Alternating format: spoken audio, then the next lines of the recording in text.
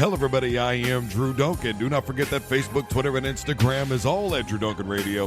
You can find me on YouTube and Patreon by looking for Drew Duncan Radio. And do not forget that I am wherever you are listening to podcasts. Simply tell your device to play Drew Duncan on Spreaker, iHeartRadio, Google Podcasts, Apple Podcasts. I am wherever you are listening to podcasts. My initial assessment of the brand new XFL here in 2020, Vince McMahon bringing back some old things, meanwhile doing some new things with it.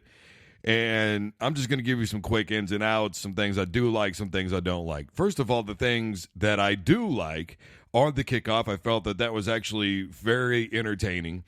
And one of the things that I had talked about with the AAF was with their complete elimination of the kickoff. And I just felt that when you are trying to get back into a ball game, you're down, you need a big play, doing a kickoff can get your team in good field position. You can score a touchdown. You can get the football and get your team back into the game. That's really what it's about to me. And I understand that it's a dangerous play. But all of football is dangerous. It's just a dangerous sport altogether. So I understand that you're trying to eliminate injuries and things like that, but you're never going to be able to do that from the game of football. It's just never going to happen. So figure out a way that makes it a little bit safer. So what do? They line up guys over the other side of the 30-yard line, and you're not allowed to move. You shorten the distance, right, between when you're going to hit somebody, and you're not allowed to move until the receiver catches the football. And I think that it creates, number one, obviously the safety aspect that we're looking for in football. And then the other thing is the drama. It's going to encourage people to actually do more kickoffs. You're seeing teams in better field position, so it gives them a better opportunity to score. Now, I know somebody's going to hear that and go, yo, man, what about the turnovers? I mean, come on, bro. Well, here's the thing. It's game one, right? I'm sitting there, I'm watching the Dragons and DC Defenders game, and I'm thinking to myself, this is game one. To me, it's really no different than any game one that we're going to see in the NFL in a lot of cases. You know, and I've always said that in the NFL, it takes really about 6 weeks before we really start to see a lot of the teams begin to really separate themselves. You can lose that first game. We've even seen teams go 0-4, right? 0-3, 0-4, and still be able to make the playoffs. So, you know, it's really that first 6 weeks that really begins to shape and define your football team. So I think in terms of the XFL, obviously with a much shorter season, 10 games, that we are going to have to give it some leniency and some leeway and say, hey, we're probably not going to expect to start seeing really good football until about week 3 or 4 in this thing. So I think that would be a very fair assessment. Another thing that I like is the extra point. I love it. You know, you could go from the 2-yard line to 5-yard line to 10-yard line. You can get 1, 2, or 3 points. I love that factor, and it changes so much throughout the course of the game, and it helps create either more separation for a lead for your football team, but it also gives an opportunity, hey, if we're down by 8, we can score, get 6, and still and take the lead. We can take the lead now. We can go for 3 and take the lead later in the football game. So I think that right there is a very great added tool by the XFL, something I found to be exceptionally entertaining. The other thing I liked was 1 foot in bounds. I know that this is the professional level, and we don't want to make it too collegiate, but, man, I love that aspect because how many times have we seen a great catch in the NFL and go, you know, if that's in college, that's a catch, but this is the NFL, so it's not.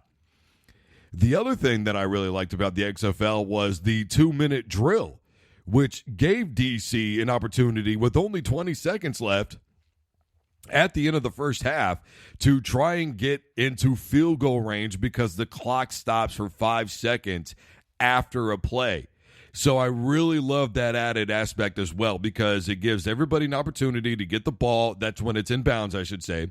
It gives everybody an opportunity to get set, get a play call in, and I think it makes for better offense. I think it makes for better defense, and DC was able to get a field goal at the end of the first half as a result of that rule. So I really am emphatic about that rule, and one of the other things that I really liked about it was they treat it just like anything else. Inside 2 minutes, you get out of bounds, and the clock just stops, period. The other thing that I liked was only 2 timeouts per team. So now it makes those timeouts even more valuable throughout the course of a game. So if you're forced to use a timeout in the third quarter of a football game that's really tight, now that timeout becomes even more valuable to you and to the other team as a defense. Hey, we forced that timeout. They didn't like what they were looking at, or they were jumbled on the sideline, so now they're only going to have 1 timeout going forward. So that adds to the value of the game itself and makes it more entertaining to fans. Some of the things that I see that I don't like is this thing that I didn't like with the AAF. And what I didn't like was the constant mention of the NFL. These guys are trying to get a second chance. They want to go to the NFL. So-and-so was in the NFL. And look, I understand that when it comes to a player profile, that is okay. Hey, this guy was in the NFL for 3 years. You know, you got a guy like Raheem Moore that played with the Baltimore Ravens, if I remember correctly. So, hey, mentioning that as a part of their player profile is one thing. It's another thing, though, to sort of downplay the level of competition that we're going to see and basically word it into a way that's going to go, hey, we're not as good as the NFL. We know we won't be the NFL. We'll never be the NFL, is basically what you're saying. And so to an audience, the more that you tap into that ideology, I think the more you start to lose the audience with, well, this isn't going to be as entertaining. I don't really know what I'm watching for. You know, maybe I catch some highlights just so that way to see if maybe I can get, you know, some guy that really didn't get a shot in the NFL over to my team. You know, I wish the Broncos would go after so-and-so. And, you know, the whole mention of Cardale Jones, for instance, just not enough reps to be in the NFL. Well, you know, there's a lot of quarterbacks that only play 1 season. Come on, Joe Burrow, didn't he only really have 1 season with the LSU Tigers? And the same really happened for Cardale Jones, who's undefeated as a quarterback going into this game, right? So my perspective is it may be a short-lived stint, but that doesn't necessarily mean, though, that you're not ready for the NFL coming out of college. So I really didn't like that continuous downplay of the NFL. Or the XFL, I should say, and how great the NFL is. The other thing that I really had a difficult time with was too many calls on television with these plays. I mean, you've got coaches that have put in how much time, and you're hearing literally, you know, pistol trips, go Z read, Y slot option. I mean, you're hearing things like that, and I think it's good to educate people on football and kind of give them an inside track, but didn't the Astros just get busted for stealing signs? Didn't the New England Patriots get in trouble on numerous occasions for spygating and filming football team practices and learning terminology and stealing playbooks and all these kinds of things? And, you know, I even said it with the NFL. I said, why are we outright calling right after the Super Bowl with the Chiefs these plays and, you know, hey, here's the name of this play, and then now a team hears that and they know exactly what's coming. They work endless hours to protect their terminology, to protect the game, and we're always talking about protection of the game. And I just think to myself, we're opening up so many doors. We are literally opening up these doors and giving people an avenue to cheat. And I'm telling you, I don't agree with cheating, but guess what? It's going to happen. Now we're giving them incentives to do so. And it may seem trivial to some people, but I'm sitting there thinking to myself, like, how does this even begin to make sense to anybody to go this route?